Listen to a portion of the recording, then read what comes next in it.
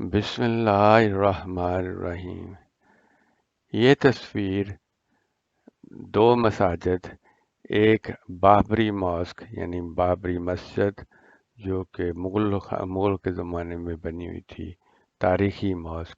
اس کی خوبصورت تصویر ہے، اور دوسری طرف ایک مسجد جو کہ احمدیہ فرقے سے تعلق رکھتی ہے،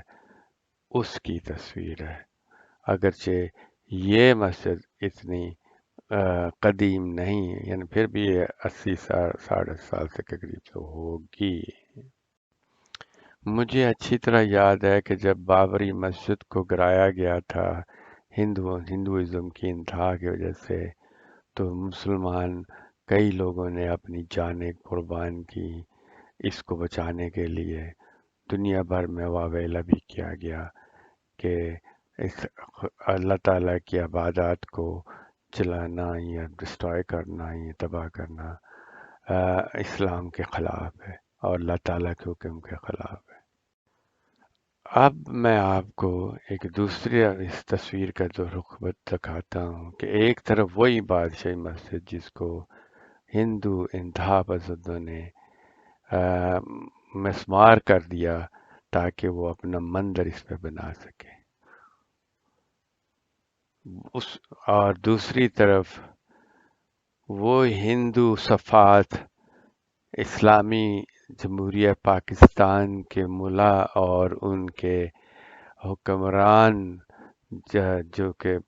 اس تصویر میں دیکھ رہے ہیں کہ وہ احمدیہ ماسک کو انہوں نے تقریباً اس کا اوپر کا مینار کا حصہ تباہ کر دیا اور اس کو مسمار کر دیا، اور کلمہ طیب جو کہ بڑا صاف نظر آتا تھا اس کو بھی انہوں نے مسخ کر دیا ہے۔ اس تصویر کو دیکھ کے عام آدمی جو کہ نہ جانے سمجھے گا شاید یہ بھی ہندوستان میں ایسے نان مسلم یا غیر مسلم یہ کردار کر رہے ہیں کہ اسلام کو ختم کرنے کے لیے، لیکن نہیں، یہ حرکات اس وقت اور اس رسالت کہ نہ کہتے ریاست مدینہ کا جو دعوے دار ہے ان کے ہوتے ہوئے یہ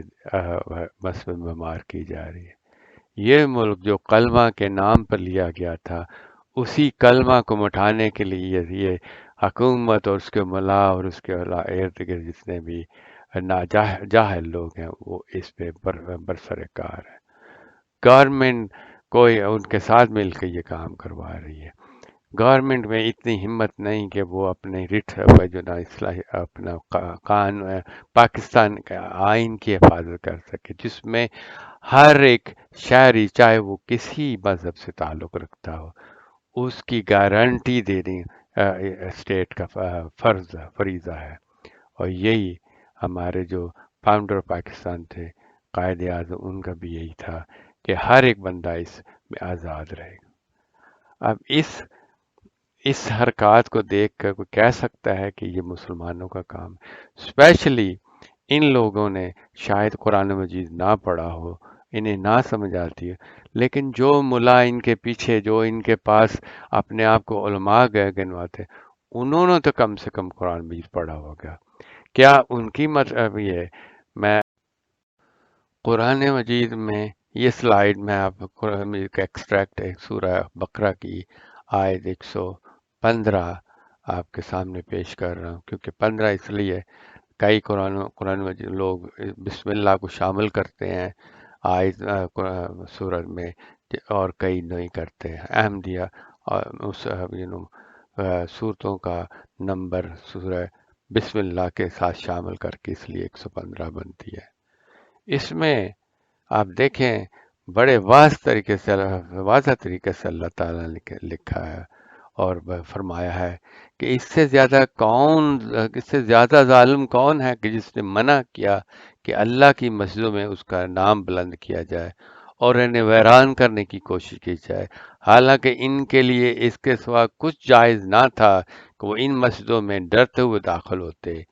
ان کے لیے دنیا میں ذلت اور آخرت میں بہت بڑا عذاب ہے مقدر ہے۔ جو لوگ مذہب اسلام کے نام پر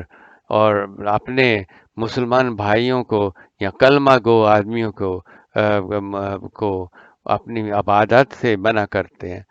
تو یا ان کی عبادتوں کو ویران کرتے ہیں، وہ کہاں کے مسلم ہیں؟ یہ قرآن مجید کی آیت کے مطابق وہ کیا ہے، ان کا اللہ تعالیٰ فرماتا ہے وہ آخر میں بڑا ذلیل ہے، ان کے لیے دنیا میں ذلت اور آخر میں بہت بڑا عذاب مقدر ہے۔ دنیا میں ذلت ان کو نظر آ رہی ہے۔ پاکستان کی حالت اس وقت یہ ہے کہ ہم افریقن کئی ملکوں سے بھی نیچے جا چکے ہیں، لیکن کاش نہ یہ چیز محسوس ہوتا ہے گورنمنٹ کے کارداروں کو، نہ ان کے جو ملا گورنمنٹ نے یعنی ٹھیکیدار رکھے ہوں جو اسلام کے، جن کو بیسک آیت اگر ان سے تلاوت کی جائے سورہ اخلاص کی تو وہ نہیں کر سکتے۔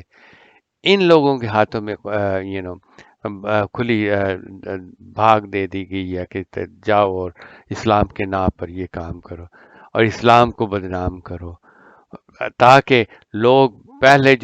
پہلے لوگ پراپوگنڈا جو کرتے ہیں اسلام کے مخالف، وہ ان کو اور بھی جواز مل جائے کہ ہاں اسلام ہے یہ سر۔ نعوذ باللہ، انہوں نے ہمارے رسول کریم صلی اللہ علیہ وسلم کی تعلیم کو پس پردہ کرتے ہوئے، اسلام کی خوبصورت اور امن پسند تعلیم کو پس پردہ کرتے ہوئے یہ کیا لوگوں کو دکھا رہے ہیں۔ اللہ تعالیٰ، ہماری یہ دعا ہے کہ اللہ تعالیٰ اس پاکستان کو بھی سلامت رکھے اور ان لوگوں کو بھی ہدایت دے تاکہ یہ قرآن مجید خود پڑھیں، نہ کہ جو ملا جو لوگ صرف فساد کرنے کے لیے کھڑے رہتے ہیں ایک دوسرے کو اور اسلام کو بدنام کر لیں، ان کے پیچھے چل کے اپنی آخرت بھی خراب کر رہے ہیں، اور وہ تو ان کی تو آخرت خراب ہے۔ وہ لوگ انہیں پتہ ہے کہ اسلام کے نام پر مسلمان عام سادہ لوگوں کو کس طرح اکسا کر غلط کام کروا سکتے ہیں۔ تو یہ